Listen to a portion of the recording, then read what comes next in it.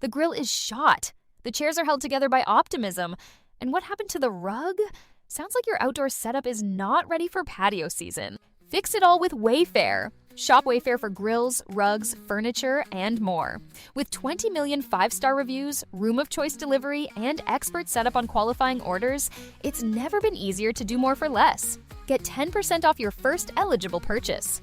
Hurry to wayfair.com or download the app now. Wayfair, every style, every home. The belief comes first. And if I act, over time, the proof starts to accumulate.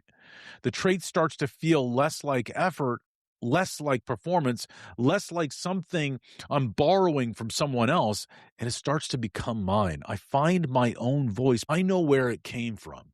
It came from the identity work.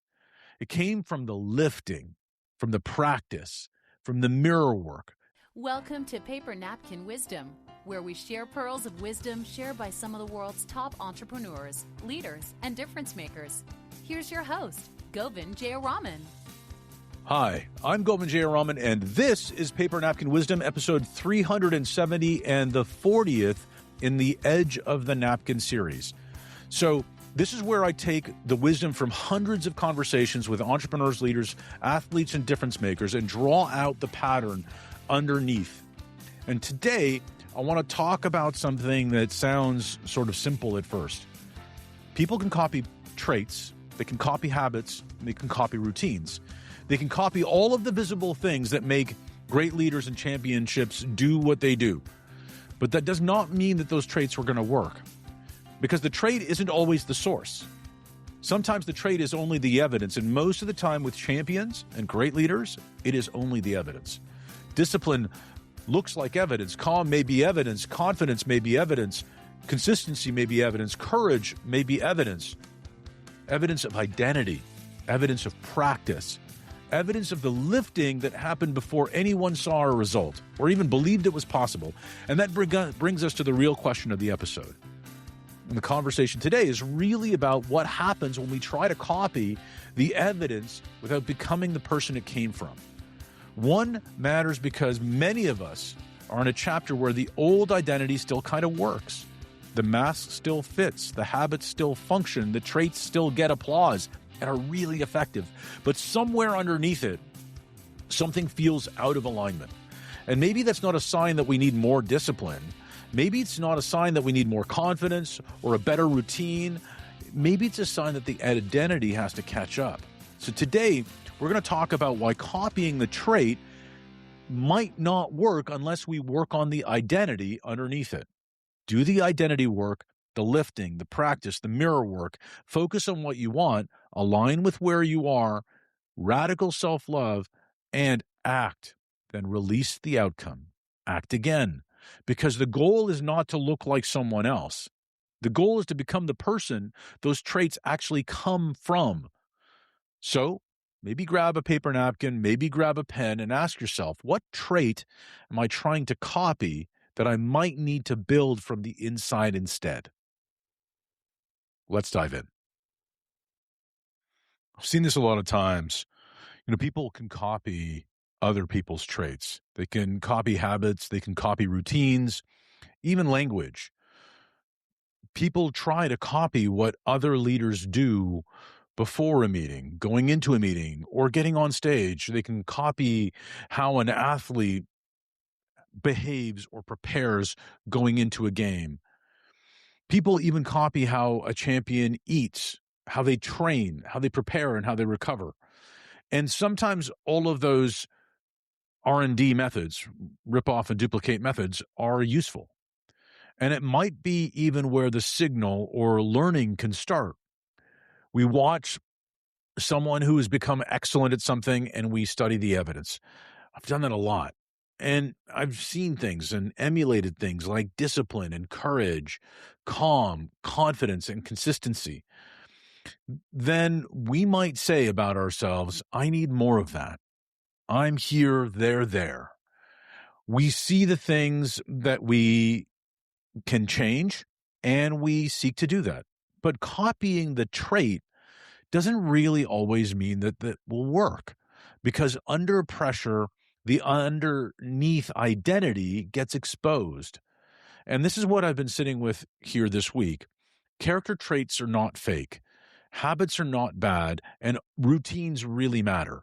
Practice matters, scrimmage matters, the visible things matter, but they're not the source. They're the evidence that something deeper has already happened. Evidence that someone's done the practice. Someone has stood in front of the mirror and told the truth to themselves. And that's the part that we miss. We copy the outcomes, we copy the actions, we copy the visible behavior, and we borrow the routine, but we don't always work on the identity that made the routine real and personal. And when that happens, sometimes the traits are just surface level. They're thin. It can feel borrowed. It can feel performative. Not because the trait is wrong, not because the action is wrong, but because the identity has not caught up yet. Discipline can be copied, but if I still see myself as someone who needs pressure to perform, the discipline can become punishment. Calm can be copied, but if I see myself as someone who has to win a moment, then calm becomes suppression. Confidence also can be copied, people say fake it till you can make it. But if I need permission from the room, then confidence becomes theater. Courage can be copied. But if I'm still trying to prove my worth, courage becomes force. And finally, consistency can be copied. But if I don't believe that my words matter when no one is watching, then consistency becomes an obligation. Congruence becomes fake. And that's why the work isn't to just act disciplined. It's to become the kind of person that discipline can form. It's not just to act calm. The work is to become the kind of person that doesn't need to transfer internal chaos into the room. The work is not just to act confident. It is to become the kind of person that no longer needs the room to give them permission before speaking. And that is identity work. And identity work is not glamorous. It's not a slogan. It's not a morning routine that's posted online. It's not repeating words I don't believe, hoping that they become true. Identity work is quieter than that. It's mirror work. It's telling the truth about where I am. Where am I right now, and where do I want to be, and where am I still out of alignment? What am I pretending not to know? What am I copying that I have not yet made real? That's the work. It's not shame. It's not self-attack. It's not pretending that I'm already there. It's clear seeing, because alignment begins when I stop lying about the gap. I can want to be calm and still notice the part of me that wants the last word. I can want to be disciplined and still notice the part of me that negotiates with myself for 5 more minutes of sleep or 10 more minutes of sleep. I can want to be courageous and still notice where I'm waiting for permission from the room. I can still want to be consistent and notice where I only keep promises when the results are visible. That noticing matters, because without it, I'm not building identity. I'm just managing optics. And this is where focus, align, act becomes useful. Focus on what you want, not just the trait, not the habit, not just the seeing of something that someone has already built. Focus on the identity. What do you really want? Who am I becoming in that moment? See it with your eyes. Feel it with your body. Smell it, taste it, hear it. Then align with where you are. Tell the truth and remind yourself that you're perfect just the way you are. I love myself just the way I am. And respect the present moment. Don't perform the future while avoiding the present. Then act. Small, visible, congruent. Act and release the outcome. Act again and then release the outcome.